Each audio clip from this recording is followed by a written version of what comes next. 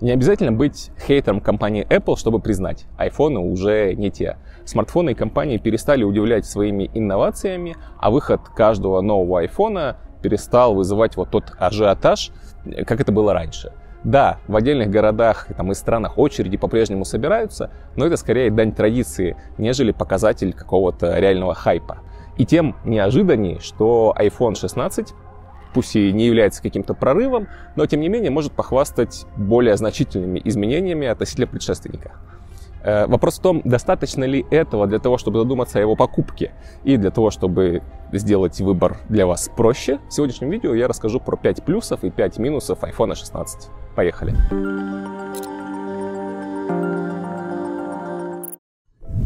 Для меня удобство важнее всего. Я не люблю лопаты, мне нужен смартфон, который удобно держать одной рукой, который не оттягивает карман, который не норовит выскользнуть из рук. И поэтому последние 3 года я ходил с 13 мини и был невероятно доволен. К сожалению, общий тренд во флагманах, наоборот, направлен на рост диагонали и размеров девайса.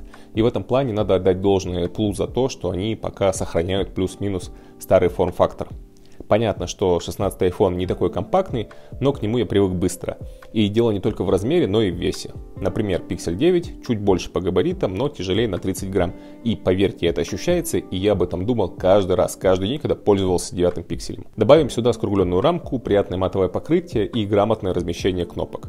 В iPhone 16 кнопка включения по-прежнему под большим пальцем, регулировка громкости под указательным, и это удобно и правше, и левше. В том же пикселе все на одной стороне, и я вообще не понимаю, зачем так делать. Что касается дизайна и внешнего вида, тут вкусовщина. Пусть каждый решит для себя, но лично мне по-прежнему заходит минимализм айфонов. Визуально 16 iPhone идентичен 15, за исключением модуля камеры и набора цветов. И обновленные цвета мне нравятся, особенно вот этот новый зеленый. Пункт 2 — это фишки из Pro линейки. Понятное дело, что 120 Гц и телевик не завезли, иначе Apple никому бы не продала iPhone 16 Pro. Тем не менее, добавили другие интересные фишки. Защита от влаги и пыли по стандарту IP68, Dynamic Island, Action Button, кнопка управления камерой, топовый A18 чипсет, почти такой же, как в Pro линейке, Apple Intelligence, фишки iOS и так далее. Казалось бы, мелочи, но некоторые из них действительно работают. Например, Ceramic Shield. Я 2 года хожу с 13 мини без чехла и стекла. Телефон много раз ронял, но экран по-прежнему почти идеальный. Pixel 9 я носил пару недель очень аккуратно, не ронял, не клал в карман с другими вещами, потому что понимал, что мне надо будет его продать после обзора, и все равно словил несколько царапин. Я не уверен, что дело исключительно в Ceramic Shield, но на 16-м iPhone после 3 недель использования экран все еще в идеале. Или вот кнопка управления камерой. Это не просто кнопка, а по сути тачпад с поддержкой свайпов и разной силы нажатий. Крутая с инженерной точки зрения штука. Да, большинство будет юзать ее просто в формате нажал, сделал фото, но это уже полезно. И я, например, постоянно ей пользовался. При этом определенно есть и фичи, пользы в которых сильно меньше. Например, Action Button. Я так и не понимаю ее сакрального смысла. Кнопка расположена неудобно и явно не для постоянного использования, а целевого, то есть когда ты осмысленно хочешь один раз на нее нажать. Я повесил на нее включение беззвучного режима, вот это переключение режимов, как оно было и раньше, собственно, и забыл. А еще мне очень нравится звук. Громкий, чистый, объемный. Я давно такого не встречал. Третий пункт — это производительность. Тут все просто. В 16-м iPhone практически тот же чипсет, что и в 16 Pro. Он отличается там совсем незначительно. Он очень производительный, он обгоняет Android конкурентов.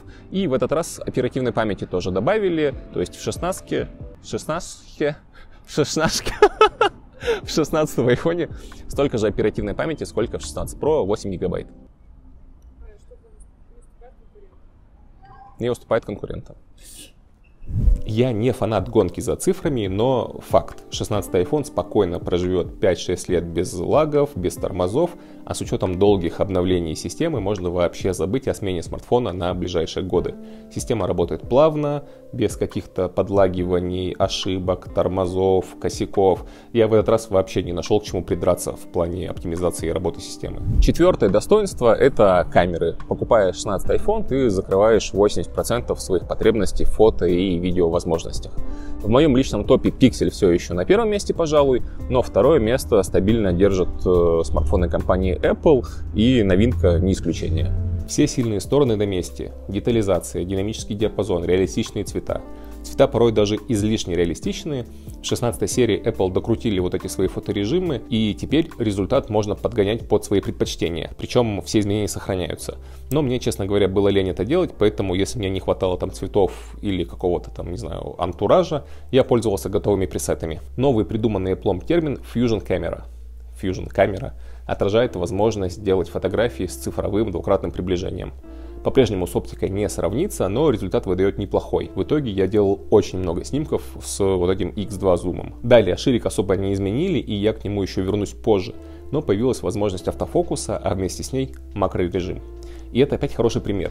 Помните, сколько китайцы делали отдельных макрокамер, которыми по факту невозможно было пользоваться? У Apple же реализация без отдельных каких-то фотомодулей под это, но при этом качество куда выше. Правда, сам формат макроснимков предполагает, что это такая редкая история и нужна она явно не всем. Фронталка в темноте все еще слабовата, но стала сильно лучше, чем это было в 15 серии. Видео по-прежнему топовое, на основном модуле оптическая стабилизация, качественная запись звука. В итоге 16-м айфоном, как и прошкой, можно пользоваться в качестве полноценной камеры для влогов и каких-то там видео для себя, что многие делают, собственно. Это опять же про наличие фишек в базовой линейке. Наконец, пятый плюс — это автономность и скорость зарядки. Емкость батареи в 16-м айфоне немножко увеличили, и теперь это классическая Алматы, и теперь это 3600 мАч, плюс 3-нанометровый энергоэффективный чипсет, плюс 60 Гц в экране, плюс оптимизация системы, и в результате смартфон работает дольше 15-го айфона и на уровне того же 9-го пикселя, у которого батарея 4700 мАч, правда там экран 120-герцовый. С моим режимом использования мне спокойно хватало смартфона на 1,5 дня. Второй момент — это скорость зарядки. Я не помню, как быстро заряжалась 15-шка, но 16-й iPhone меня приятно удивил. До 60% за полчаса, за час до 85%. До китайцев, думаю, далековато, тем не менее, мне этого хватало с головой. Поддержка MagSafe, кстати, тоже на месте, но я и не пользуюсь. Теперь поехали к минусам, и первый минус — это, очевидно, дисплей. Все еще 60 Гц, что ни в какие ворота не лезет в 2025 году. Сейчас я не хочу показаться придурком, поэтому вы меня извините, если что, но скажу крамольную штуку. При всем при том, что это 60 Гц, то ли за счет плавных анимаций, то ли за счет скорости работы, но у меня не было какого-то триггера, да, то есть меня эти 60 Гц сильно не триггерили, при том, что я буквально 2 недели назад пользовался 9-м пикселем с его 120-герцовым экраном.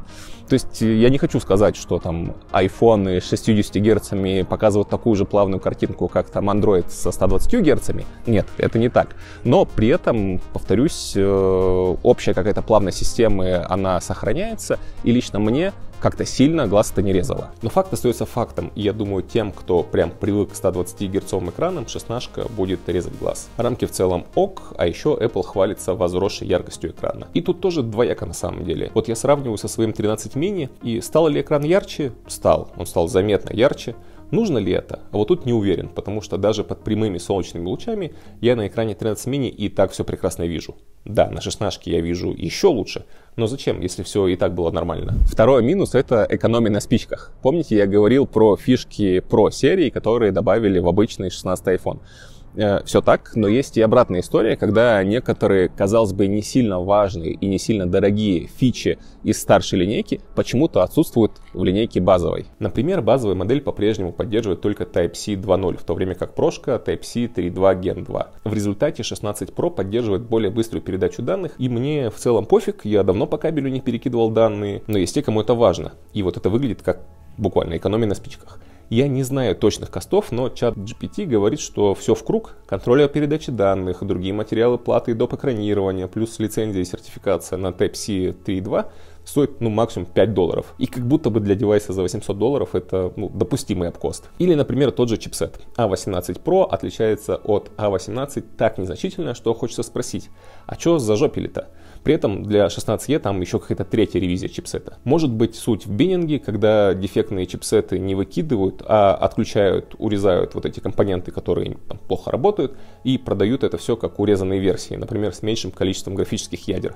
Но подтверждений этому подходу со стороны Apple я не нашел, поэтому пока не понимаю. Базовые линейки не поддерживают те же форматы видеосъемки, что и Pro серия, и, например, не могут снимать 4К в 120 FPS. И я искренне верю, что это очередное искусственное ограничение. И вот таких моментов достаточно. Ультраширик — это третий пункт. Да, сам набор камер и там общее качество я вынес в достоинство этого девайса, но конкретно ультраширик меня скорее расстроил. И это отчасти связано с предыдущим пунктом. В Pro-линейке модуль заметно обновили. В обычной 16 же без особых изменений, за исключением автофокуса и чуть больше диафрагмы. В дневное время снимки неплохие, но в условиях ограниченного освещения могло быть и лучше. Не критично, тем не менее неприятно, поэтому занес в минус. Четвертый минус — это цена и позиционирование. С одной стороны, цена на базовые айфоны всегда была высокая и всегда проигрывала конкурентам из Android-сегмента. Например, тот же Samsung с их S-серией всегда был лучше по спекам и по возможностям, чем базовая линейка айфонов.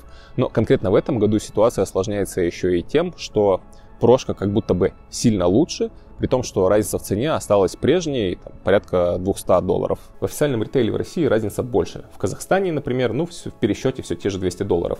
При этом в периоды промо на маркетплейсах есть возможность собрать несколько скидок, бонусов и прочего и получить цену на прошку на уровне обычного 16-го айфона. При этом 16 Pro значительно лучше экран, камеры, ширик и телевик, лучшая производительность, лучшие материалы корпуса, куча мелочей, которые я упоминал выше. И в моем понимании это все уже перекрывает разницу в цене.